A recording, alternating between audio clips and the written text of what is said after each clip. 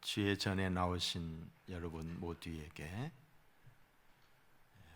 하나님의 은혜가 또 여러분의 형편을 따라 모두가 다 상황이나 형편이 다 다르잖아요. 형편을 따라 하나님의 은혜가 말씀을 통하여 여러분에게 주어지기를 주의 이름으로 축원합니다. 예수 그리스도를 나의 구주로 믿는 순간 우리의 신분이 하나님의 자녀가 됩니다.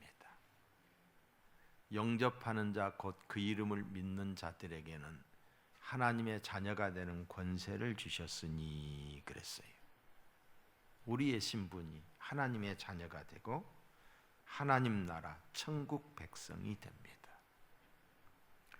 하나님의 자녀가 된다라고 하는 것은 영광스러운 신분이요 엄청난 특권입니다. 이는 측량할 수 없는 하나님의 은혜입니다. 하나님의 은혜, 우리가 미처 그것을 깨닫지 못해서 그렇지 얼마나 큰 은혜인지 모릅니다. 더불어 우리가 예수 그리스도를 나의 구주로 믿는 순간 우리에게 사역이 주어집니다. 사역. 지금까지는 나만을 위해서 일을 해왔는데 이제는 하나님의 영광을 위해서 살아야 될 사명이 주어집니다. 이 사명을 감당함에 있어서 하나님은 우리가 종이 되기를 원해요. 종. 어떤 종이 되기를 원하느냐? 충성된 종이 되기를 원합니다. 자랑스러운 아들이 되기를 원하고 기쁨되는 아들이 되기를 원하고 충성된 종이 되기를 원합니다. 그래서 계시록 2장 10절의 말씀을 보시면 죽도록 충성하라 그랬어요. 이게 성경입니다. 구원받은 하나님의 자녀로서 우리가 하나님께 충성된 일꾼이 돼요. 그리하면 내가 내게 생명의 면류관을 주리라고 그랬어요. 이게 하나님의 약속이에요. 뿐만 아니라 맡은 자들에게 구할 것은 충성이라고 그랬어요.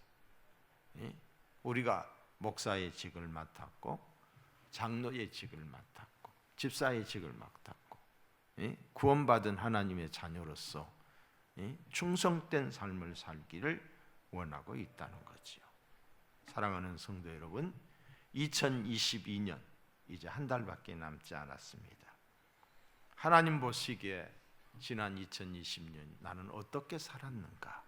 하나님 앞에서 말입니다. 하나님 앞에서 충성된 사람이었을까? 하나님의 기쁨이 되는 자녀였을까? 아니면 게으르고 악한 종이었을까? 스스로에게 한번 물어봐야 돼.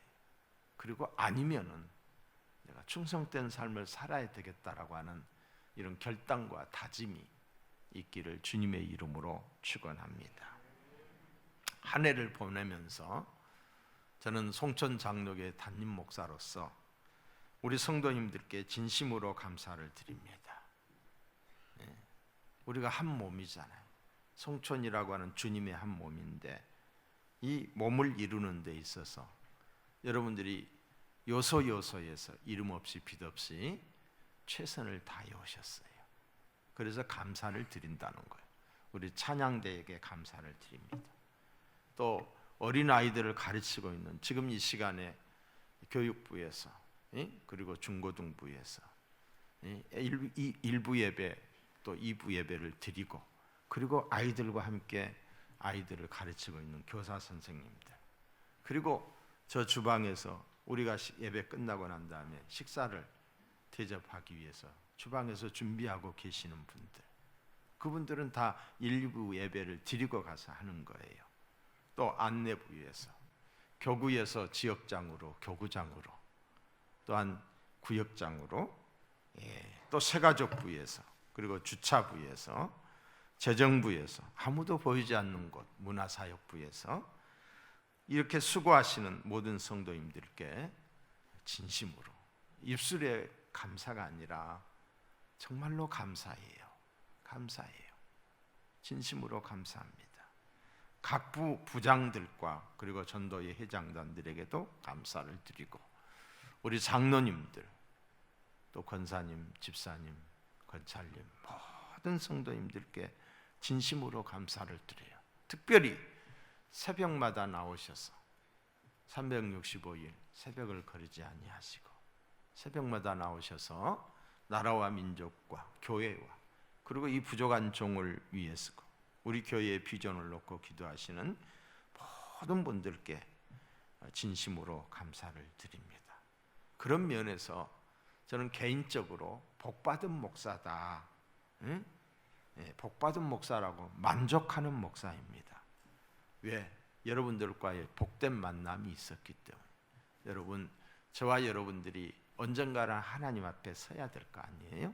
그렇잖아요. 그때에 서로가 서로에게 자랑이 됐으면 좋겠어요.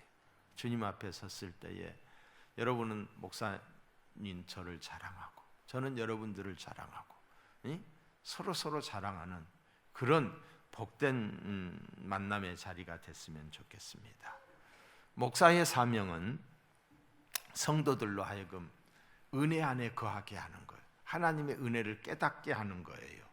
그리고 사명을 깨닫게 하고 깨달은 사명을 충성스럽게 감당하도록 가르치는 사명이 있어요. 가르치는 사명이. 목사로서 성도들이 원치 않는다라고 힘들어야 한다고 그대로 놔두면은 목사의 직을 다하지 못하는 거예요. 하기 싫어도 억지라도 하게 해서 복을 받게 하는 것이 목사의 사명이에요.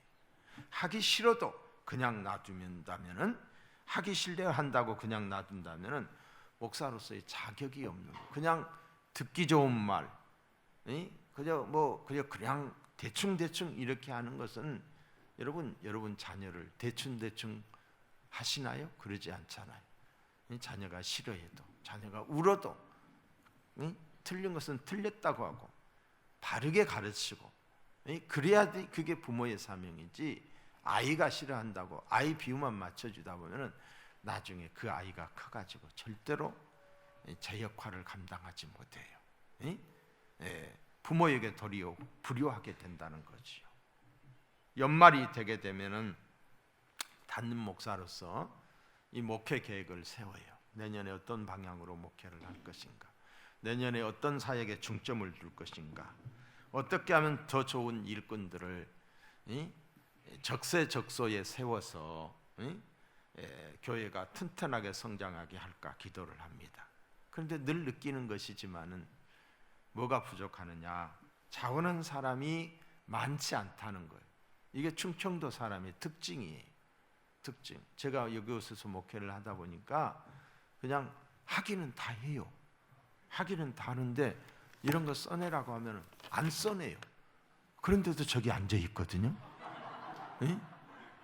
하기는 해요. 그런데 안 써내요. 왜 그런지 모르겠어요. 이거 조금 써내라고 하면 써내면 될 거 아니에요. 그런데 그러면서도 또 잘해요. 이게 충청도의 특징이에요. 충청도의 특징. 자, 그러다 보니까 자원하는 사람들이 많지 않다 보니까 일하는 사람만 계속하는 거예요. 찬양대 하는 사람만 계속하는 거예요. 좀 더 찬양대 하고 싶은 사람들도 이것저것에도 할 수 있잖아요. 그런데 사람이 적다 보니까 빠져나기가 그런 거예요. 그러다 보면은 어떤 사역의 질이 떨어지잖아요. 사역의 질이 떨어지고 봉사자들도 스스로 지쳐요. 스스로 지쳐버리는 거예요. 이런 교회는 새로운 변화와 발전, 부흥이 없습니다. 결코 부흥이 없어요. 오히려 교회가 저 쭈그러드는 거예요. 부족한 종이 바라고 원하는 기도 제목이 있습니다. 그것은 바로 송천의 온 가족 모든 식구들이, 우리 교회는 제가 항상 하는 이야기지만은 텃세가 없는 교회예요. 어떤 교회들은 자기가 무슨 개척 멤버니, 자기가 뭐 몇 년을 다녔느니 그러면서 주인 행세를 해요. 주인 행세를. 그러면서 새 가족들에게 상처를 줘요. 알도 못 낳는 묵은 닭이 새끼 닭 그냥 쪼아가지고 벼슬에서 피나게 하듯이 그렇게 하는 분들이 우리 교회는 없다니까요. 실제적으로 다른 교회들은 그런 분들이 없잖아 계셔요. 근데 우리 교회는 누구든지 처음에 와서 주인의식을 가지고 가까이 가면 어디서든지 봉사할 수 있고 일할 수 있는 교회가 우리 교회예요. 그래서 어떤 사람이든지 1인 1사역 이상씩을 감당하는 우리 교회, 그런 교회가 됐으면 좋겠다. 일하면서 서로 정이 들게 되고 일하면서 애착, 교회에 대한 사랑하는 마음이 생겨지는 거예요. 그러나 우리가 예배만 드리고 왔다 갔다 하다 보면 1년을 다녀 10년을 다녀도 손님에서 그치지 않아요. 저는 우리 교회에 손님이 없기를 바라요. 주인의식을 가진 일꾼, 주인들이 되기를 주의 이름으로 축원합니다. 여러분, 하나님은 우리에게 복 주시기를 원해요. 우리에게 평강 주시기를 원해요. 우리가 잘 되기를 원하셔요. 그런데 복을 주시되 어떻게 주시느냐? 그릇에 담아 주셔요. 복 주시되 그릇에 담아 주신다 이 말이에요. 그런데 우리에게 그릇이 없어요. 복 주기를 원하고 복 받기를 원하는데 복 받을 그릇이 없다는 거예요. 주를 위해 헌신하고 봉사하며 사역을 감당하는 것은 그릇을 준비하는 거예요. 이 그릇에 복을 주시옵소서. 내가 주님을 위하여 찬양하는 이 찬양의 그릇에 복을 주시옵소서. 하나님이 찬양을 받으시고 기도하는 그릇에 복을 주십니다. 그 그릇에 복을 주시고 상을 주시는 줄로 믿습니다. 신앙생활은 몸과 마음을 드리는 거예요. 몸 따로 마음 따로가 아니에요. 마음이 있는 곳에 몸이 따라가게 돼 있잖아요. 마음과 몸을 드리는 것이 예배요, 신앙생활입니다. 아멘 좀 하시오. 여러분, 로마서 12장 1절에 보시면 이렇게 나와 있어요. 하나님의 모든 자비하심으로 너희를 권하노니 너희 몸을 하나님이 기뻐하시는 거룩한 산 제물로 드려라. 이는 너희가 드릴 영적 예배니라. 몸을 드린다는 것은 곧 내 모든 것, 내게 있는 시간과 내게 있는 건강과 내게 있는 물질, 재능, 목숨까지도 드린다는 것. 드림이 없는 신앙생활은 신앙생활이 아닙니다. 마음이 있는 곳에 몸은 저절로 따라가고 있어요. 마음이 있는 곳에 시간과 물질을 드리게 돼 있어요. 드림이 없다는 것은 마음이 없다는 거지요. 우리 주님이 말씀하셨어요. 누가복음 12장에 보시면은 너희 보물 있는 곳에는 너희 마음도 있느니라. 사역을 신청하는 것은 헌신하고 봉사한다는 거예요. 몸을 드리겠다는 거예요. 여러분의 마음을 드리는 거예요. 자신의 몸과 마음을 드릴 수 있기를 바랍니다. 어떤 교회들은 그래요. 무슨 뭐 꼭 세례를 받아야 뭐 봉사하고 뭐 하고 그런다고 그러는데 아니요. 은혜 받은 순간에 봉사하는 거예요. 은혜 받으면 그 즉시 세례 받을 수 있는 자격이 되는 거예요. 은혜 받았다라고 하는 것은 나에게 죄인됨을 깨닫게 되고 하나님이 내 아버지이심을 알게 되고 하나님 살아계심을 느끼게 되면은 그 순간에 내 마음속에 기쁨이 있고 감사가 있고 결단이 있게 돼요. 그 순간부터 일하는 거예요. 그 순간부터. 어떤 제도에 의해서 어떤 규칙에 의해서 이런 것은 우리의 편리를 도모하기 위해서 우리가 그런 규칙을 정해놓은 거지 하나님이 보실 때는 그게 아니에요. 은혜 받은 그 순간부터 그 감격을 잊지 못해서 충성하고 봉사하는 거예요. 여러분, 시간을 드리고 재능을 들여서 섬기는 것입니다. 교사를 하든지 구역장을 하든지 주차 안내를 하든지 찬양대를 하든지 우리 몸이 거룩한 산 제물이 되어서 하나님이 받으실 만한 영적 예배가 되기를 주님의 이름으로 축원합니다. 우리 몸이 쓰임 받는다라고 하는 것은 보이지 않는 믿음이 믿음 보여줘. 그럼 믿음 못 보여주잖아요. 그렇잖아요. 우리의 보이지 않는 믿음이 보이는 믿음으로 나타내는 거예요. 나타내는 거. 그래서 성경은 이렇게 말하고 있습니다. 야고보서 2장에 보시면은 영혼 없는 몸이 죽은 것 같이 행함이 없는 믿음은 죽은 것이니라. 몸에 봉사와 헌신이 없는 사람은 받을 축복도 없습니다. 참된 예배란 몸을 드리는 거예요. 몸과 마음을 드리는 것이 참된 예배인 줄로 믿습니다. 또한 우리가 이 드림에 있어서 우선순위가 정해져 있어야 돼. 우선순위가 그냥 시간 대면이 아니라 여러분 주일은 무슨 일이 있어도 하나님께 우선해야 돼. 아멘. 하나님께 드리는 것도 쓰다 남으면이 아니라 없는 중에서도 먼저 하나님께 드려야 돼. 우선순위가 돼. 여러분, 미국의 대통령이었던 지미 카터 대통령은 그가 아무리 바빠도 주일을 성수하는 일에 있어서는 비행기를 타고 가서라도 주일을 성수했어요. 그리고 자신에게 맡겨진 사명, 대통령이잖아요. 세계의 대통령이잖아요.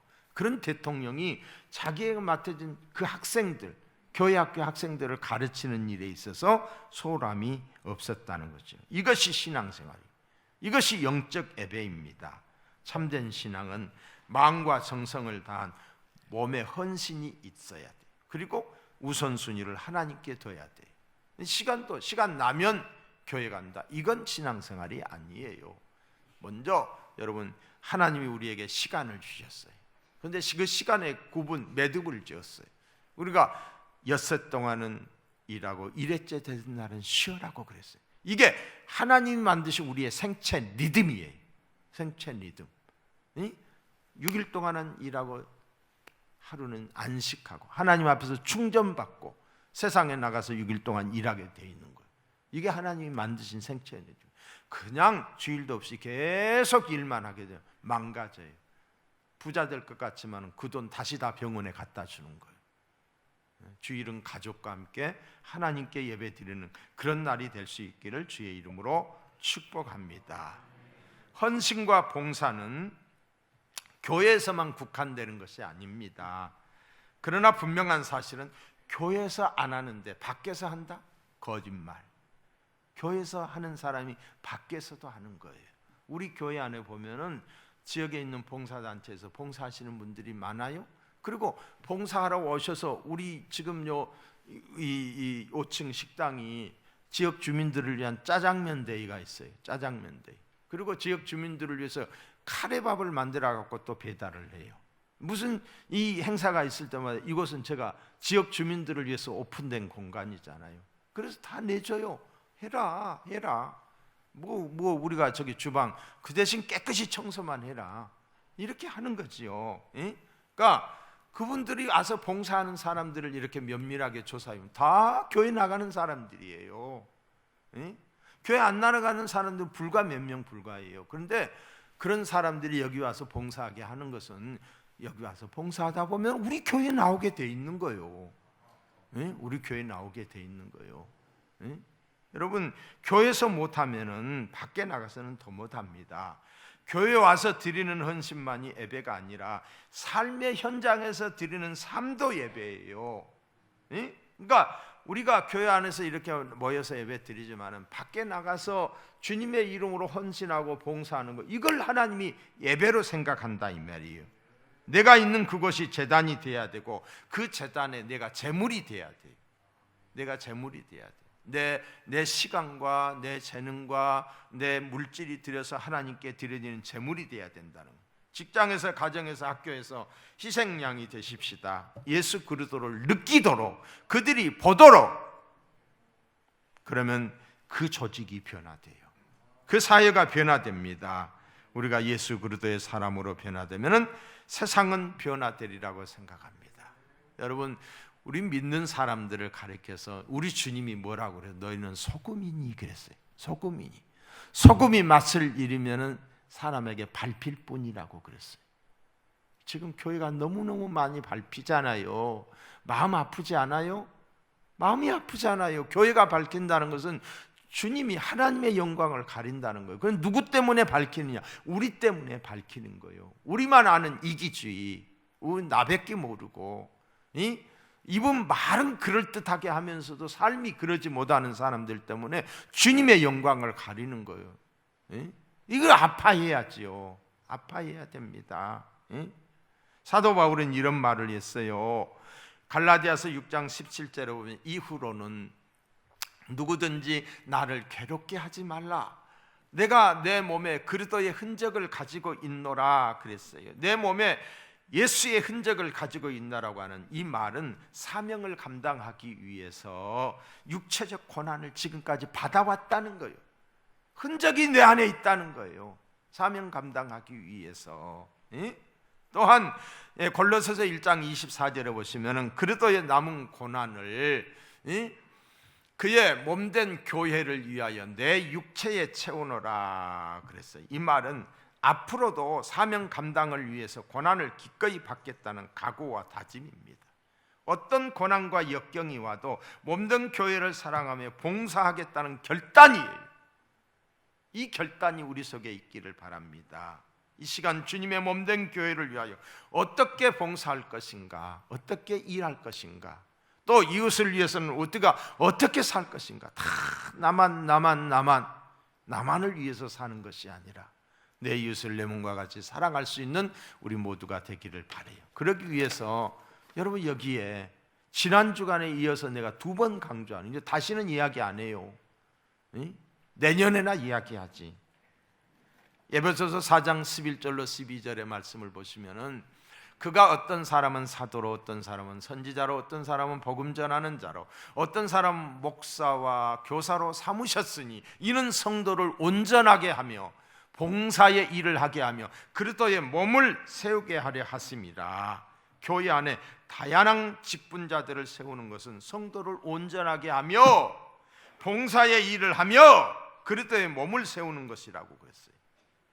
사역자의 헌신과 봉사는 단순히 교회를 돕는 게 아니에요. 여러분이 교회를 돕는다라고 생각하지 마세요. 그런 개념이 아니라 각자가 마땅히 해야 할, 있어야 할 그 자리를 지키는 거예요. 그 지키는 사명의 자리, 각자가 마땅히 해야 할 일을 하는 거예요. 마땅히 할 일이에요.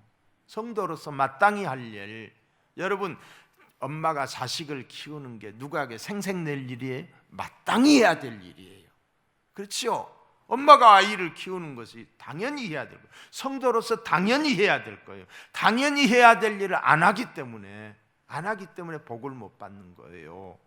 사랑하는 성도 여러분, 사역의 부르심에 아멘하고 순종하십시다.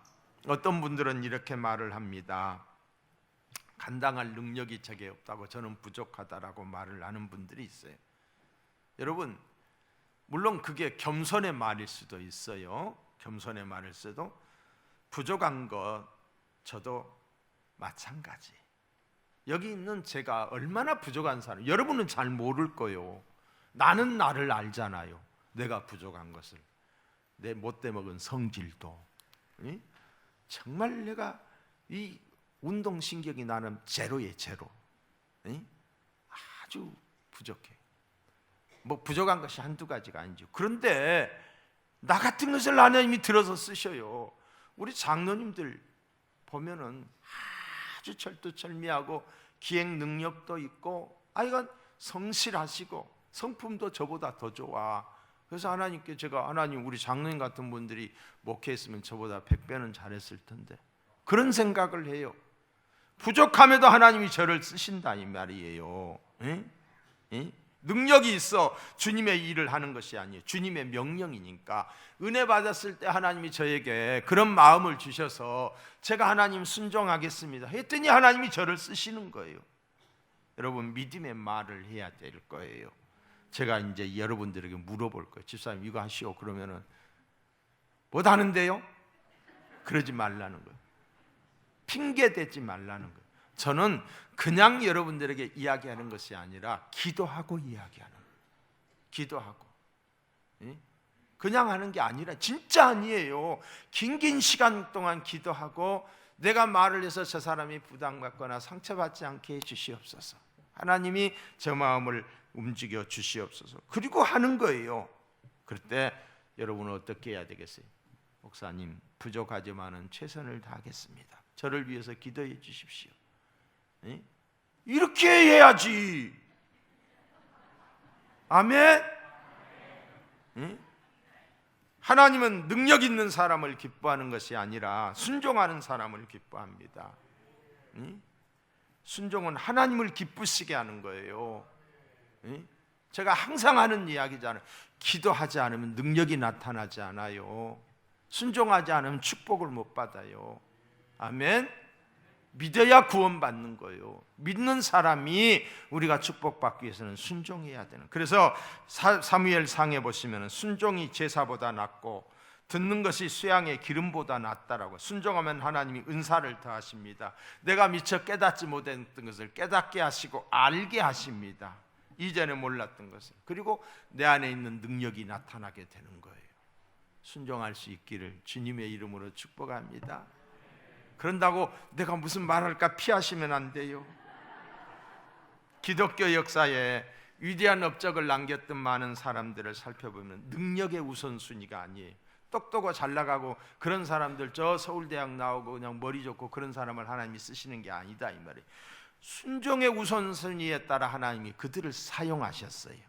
하나님의 부르심 앞에 얼마나 순종하느냐에 따라 역사가 달라지는 줄로 믿습니다.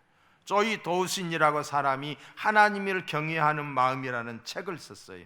그 책에 보면 순종의 원칙이 나오는데 누구나 새겨드려야 됩니다. 세 가지 원칙을 이렇게 제시하고 있는데, 첫째는 즉시 순종하라는 거예요. 아브라함이 즉각적으로 순종했잖아요. 떠나라고 하니까 떠났어요. 계산하지 않았어요. 예? 계산하지 않았어요. 베드로가 주님이 던지라고 하니까 던졌어요. 그랬더니 그물이 찢어지도록 고기를 즉시 순종하는 거예요. 계산하고 빌립보 같이 계산하면 안 돼요. 하나님의 말씀이라고 한다면 순종해야 돼. 또한 온전히 순종해야 돼. 응? 이유나 핑계를 대지 말라고 그랬어요. 온전히. 마지막으로는 기쁘게 순종하라는 거예요. 즉시 온전히 순종하되 감사하는 마음으로 순종하라는 거예요. 하나님의 말씀 앞에 순종할 수 있기를 바랍니다. 사랑하는 성도 여러분, 하나님의 부르심을 귀하게 여기시기 바랍니다. 귀하게 여기시기 바랍니다. 응? 하나님으로부터 인정받는 것은 영광스러운 사건 아니에요? 하나님이 우리가 막 잘해서 하나님이 인정하는 건 아니에요.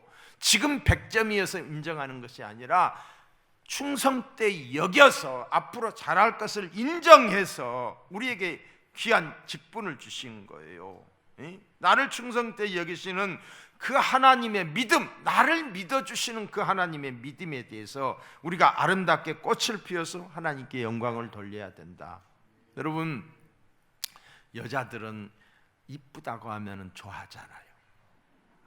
고우시네요. 어쩌면 그렇게 이쁘시나요? 나도 정직운동 하는 사람이지만 때로는 거짓말을 해요. 별로 안 이쁜데 이쁘다고 그러거든요. 별로 맛이 없는데도 너무너무 신방 가서 먹으면서 너무 맛있다고 그래요. 응? 그건 거짓말 모르겠어요. 그렇게 하잖아요. 근데 남자는 뭐 하느냐? 인정받을 때 기뻐하는 거예요. 인정받을 때. 여러분, 남편 되시는 분들을 아내들이 인정해 줘야 돼. 인정해 줘요. 그래야 기가 사는 거예요. 밖에서 기죽어서 돌아오는데 집에서는 더 죽여놓으면은 살 맛이 안 나는 거예요. 살 맛이 안. 집에서만큼은 왕처럼 그렇게 서로 그렇게 사랑하고 또한 인정해줘야 되리라고 믿습니다. 여러분, 사역을 감당하는 데 있어서 같은 마음으로 해야 됩니다. 헌신과 봉사의 자리로 부르시는 주님께 순종을 했다라고 한다면은 그 다음에 품어야 될 마음이 서로 협력하는 마음이에요. 혼자 하는 일이 아니잖아요. 우리 찬양대만 봐도 이 파트가 다 다르잖아요. 다 다르잖아요. 그런데 다른 사람들이 뭘 이루어요? 화음을 이루어서 하나님께 찬양하는 거잖아요. 자기 혼자 소리 크게 내면 다 버려지는 거잖아요. 화음을 만들어서 교회를 사랑하되 자기 방식대로 자기 고집대로 하는 사람들을 종종 봅니다. 열심히 있습니다. 자기 헌신도 있습니다. 시간이면 시간, 물질이면 물질 다에 충성합니다. 그런데 결과가 안 좋아요. 되는 일이 없어요. 왜일까요? 서로 협력하지 않기 때문에. 서로 협력하지 않기 때문에. 주님의 몸된 교회라고 그랬잖아요. 교회는 주님의 몸이에요. 우리는 지체예요. 여러 지체가 하나로 유기적으로 다, 여러분 우리 얼굴만 보더라도 눈, 코, 입기 이게 다 있잖아요. 눈은 보아야 되고 귀는 들어야 되고 코는 숨 쉬어야 되고 입은 말해야 되고 다 가까이 있지만 서로 싸우나요? 절대 안 싸워요. 자기 역할 잘해요. 눈이 어두우면 온몸이 어두운 거예요. 서로 협력해서 우리 몸과 같이 이렇게 균형을 이루면서 서로 유기적으로 서로 협력해야 되는 거예요. 빌립보 교회는 사도 바울이 유럽에 첫 번째로 개척한 교회예요. 첫 번째로. 여러분, 첫 번째는 기억에 남아요. 내가 첫 신앙생활하면서 첫 번째로 은혜 받았던 그 교회, 마루짱 교회의 그 별표 볼품없는 교회. 근데 그 교회에서 이 신앙생활할 때 그 전도사님, 키 작은 전도사님 내 기억 속에 생생해요. 저는 그분에게 가르침을 받을 때 그분을 아주 세계에서 제일 성경을 많이 아는 사람으로 내가 알았어요. 근데 내가 목회를 하다 보니까 그게 아니더라고. 첫사랑은 잊혀지지 않아. 첫사랑. 바울이 이 첫 교회였던 이 교회가 얼마나 큰 부흥이 됐는지 몰라요. 많은 일꾼들이 세워졌어요. 그 중에서도 유오디게와 순두게의 열심은 마게도냐 지방의 그 지역, 우리로 말하면 이 충청도 지방의 소문난 교회였어요. 그래서 바울이 이 두 여인을 지칭하여 빌립보서 4장 3절에 보시면 복음에 나와 함께 힘쓰던 저 여인들이라고 그래서 함께 복음을 위하여 힘쓰던 여인들이라고 해서 유두게와 순두게입니다. 이 두 사람은 바울이 인정한 교회의 일꾼들로서 힘을 다해 봉사를 했던 사람들이에요. 그런데 문제가 생겼어요. 그 문제인즉 자기 방식대로, 자기 생각대로만 봉사했다는 거예요. 서로 협력하고 같이 할 생각을 하지 않고 자기 생각대로 열심히 해요. 두 사람이 좀 유별났던 것 같아요. 그래서 갈등 관계가 조성이 된 거예요. 그래서 로마 감옥에 갇혀 있는 바울에게까지 그 소문이 들려왔어요. 두 사람 간의 소식이 들려온 것으로 볼 때 이 유오디게와 순두게로 인하여 빌립보 교회는 상당히 어려움에 처해 있었고, 더 나아가서는 그 목회자의 마음에 큰 상처를 줬다는 거지. 이 두 사람이 어떤 사람입니까? 누구를 위해서 일했습니까? 교회를 위해서, 주님을 위해서 일했어요. 이 두 사람 다. 그런데 결과는 하나님께 영광이 되지 않았어요. 서로에게 상처가 됐어요. 열심히 했지만 교회에 어려움에 처하게 되고 주의 종을 근심케 하게 됐어요. 여러분, 열심을 다해 일했지만은 교회에 방해가 되었으니 이 얼마나 안타까운 일입니까? 하나님이 기뻐하시는 참 봉사는 자기주의 주장을 관철시키는 것이 아니라 자기 주장은 뭘 일으키느냐? 다툼을 일으켜요. 자기 주장이 너무 강하면 다툼이 일어나요. 또한 다툼은 공동체를 무너뜨리는 거예요. 내 생각과 달라도 상대방의 생각과 수고를 인정하고 서로 인정하고 그들의 생각을 받아들이고 함께 협력하여 주님을 기쁘시게 해야 부르심에 합당한 봉사라고 말할 수가 있을 것입니다. 여러분, 빌립보서 2장 3절로 4절에 보시면 무슨 일이든지 다툼이나 허영으로 하지 말고 겸손함으로 남을 나보다 낮게 여기고 자기의 일을 잘할 뿐 아니라 다른 사람들의 일을 돌보라 그랬어요. 다툼과 허영은 사탄의 도구입니다. 다툼은 경쟁 심리에서 출발하는 거예요. 다툼은.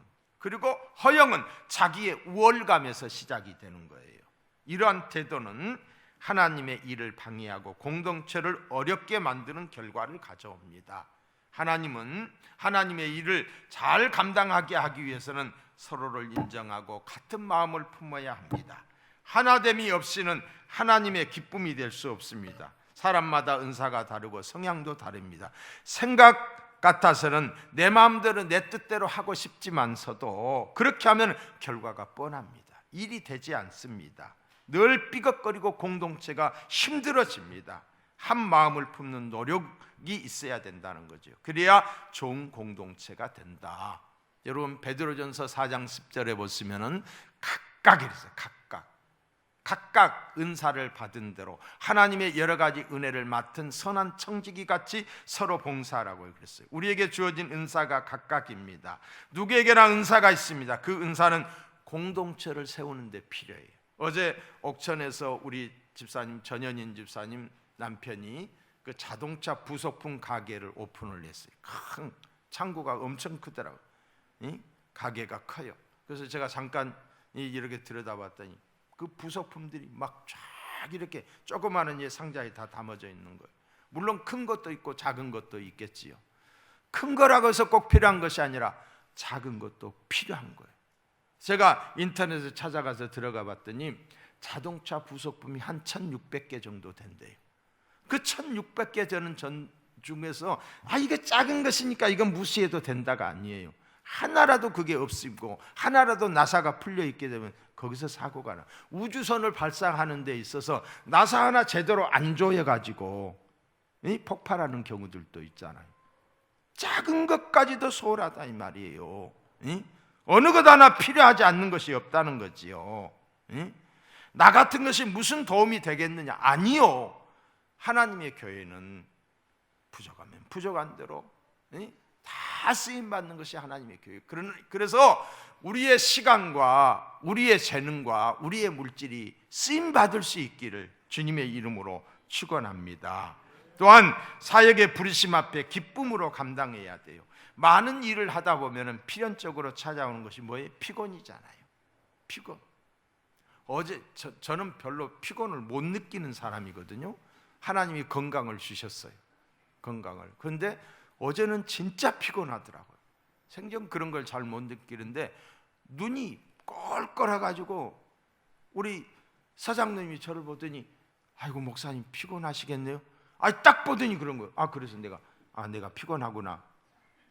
내 몸에 그런 느낌이 오니까. 어제 아침에 신방하고 또 서울 가서 그냥 그렇게 있고, 저는 차 타는 게 그렇게 피곤해요. 차 타는 게. 내가 운전하면 안 피곤한데 남이 운전하는 차 타면 내가 피곤한 거예요. 그게 이상하더라고요. 피곤해서 집에 들어가자마자 그냥 쓰러져서 그냥 세수도 않고 그냥 잤는데 피곤하잖아요.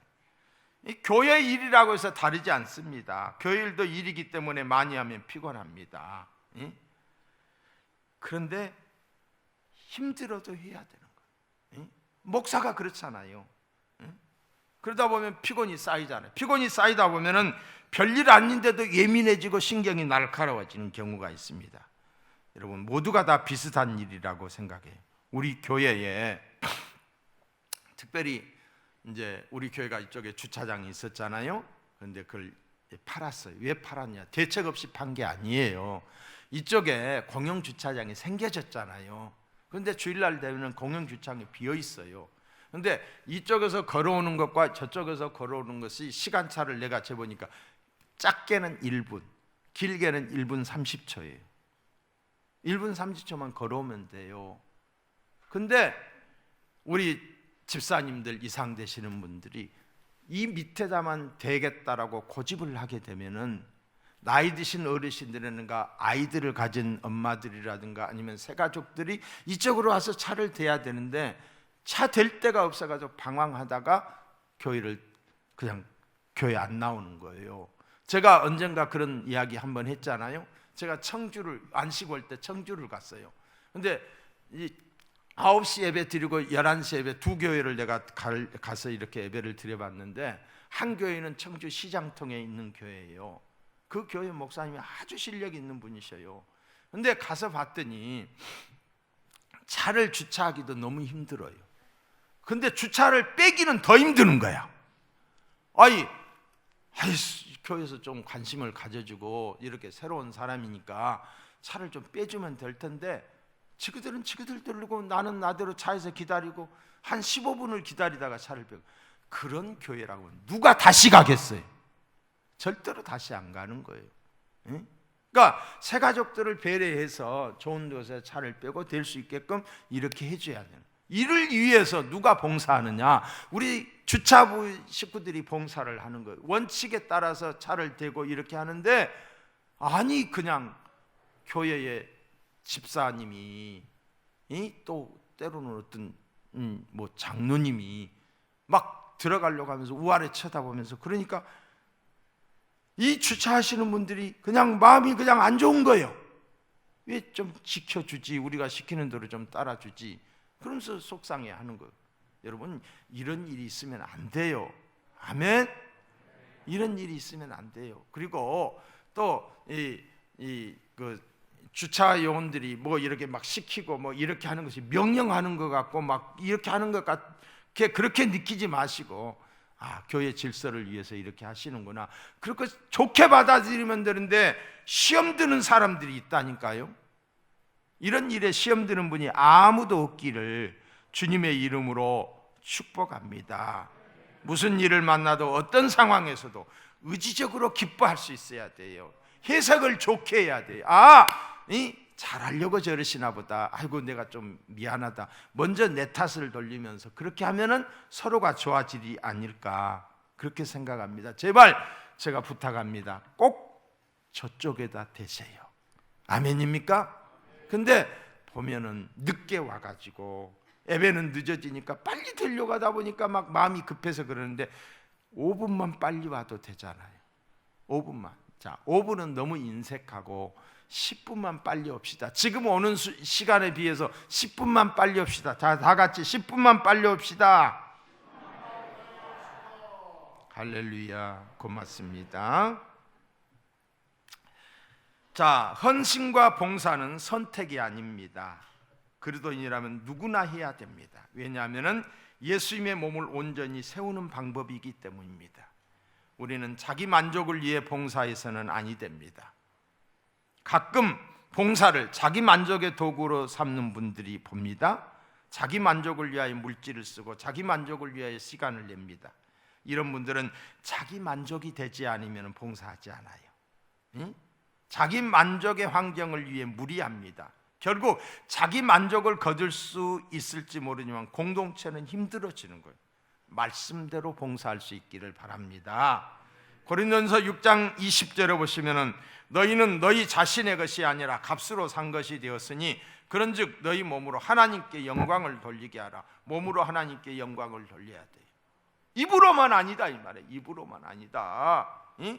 입으로 봉사하는 사람과 몸으로 봉사하는 사람이 있어요. 선하다고 까딱하지 않으면서 입으로 말해. 입으로 일 다 해요. 입으로 떡을 하면은 조선 팔도에 있는 사람 다 먹고도 12강주리가 남는다니까요. 응? 입으로 일하시면 안 되는 거예요. 응?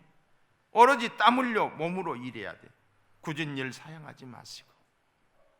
여러분 요즘에 입으로 일하는 사람들이 있어요. 입으로. 근데 입으로 일을 하는데 거짓말만 하는 이 사람들이 있어요. 난 이런 이야기 안 하기로 했는데 내가 그 애자연의 운동도 우리 교회로부터 시작이 됐잖아요. 정직운동도 우리 교회로부터 시작이 됐잖아요. 정직운동 어제 좋았어요. 어제 시상식이 있었는데. 근데 내가 하나 또 하고 싶은 게 있어. 그런데 이건 안 하려고 해. 국회의원 100명으로 줄이기 운동, 국민저항운동. 이것들 300명이 넘게 있는데 하는 일이 없잖아요. 돈만 축내잖아요. 맨날 지그들끼리 싸우기만 하잖아요. 국민 감정을 막 부글부글 끓게 하잖아요. 우리 태극 전사들 너무너무 좋잖아요. 스포츠, 문화, 경제인 다 잘하는데 그것들만 못해요. 100명을 확 줄여야 돼요. 한 명당 직원이 몇 명인지 아세요? 보좌관들이 몇 명인지 알아요? 8명, 9명이 9명이 딸려. 9명 다 월급 주는. 그건 누가 주냐? 지가 주냐? 국가에서 다 주는 거야. 방도 아주 내가 가서 보니까 좋게 해놨어요. 국회의원 사무실들이 다 방 자기 하나 있고 보좌관이 8명, 9명 그렇게 되는데 그 사람들이 다 이렇게 일을 해서 국회의원에게 자료 같은 거 다 대주고 이렇게 하는 거예요. 일하라고 세워졌는데 일은 않고 맨날 거짓말로 싸우잖아요. 지금 서로 거짓말. 누가 잘하나. 그래서 100명으로 줄여야 된다니까요. 100명으로 줄여야 돼요. 이게 국민 저항 운동으로 일어나서 우리나라가 바르게 세워지지 않으면은 이 국회 때문에 나라가 뭐 요절이 나는 거예요. 요절이. 다 잘하는데 여기만. 박수 한번 쳐봐. 내가 박수 치라고 하는 이유는 여러분이 박수를 안 쳐서 그래요. 2부 때는 박수를 치더래. 3부는 인색해가지고 안 쳐서 박수 치다가. 여러분 어쨌든 제가 연말에 이런 설교를 하는 것은 내년에 우리가 더 많은 일들을 하기 위해서예요. 아멘. 기도하십시다. 기도도 일이에요.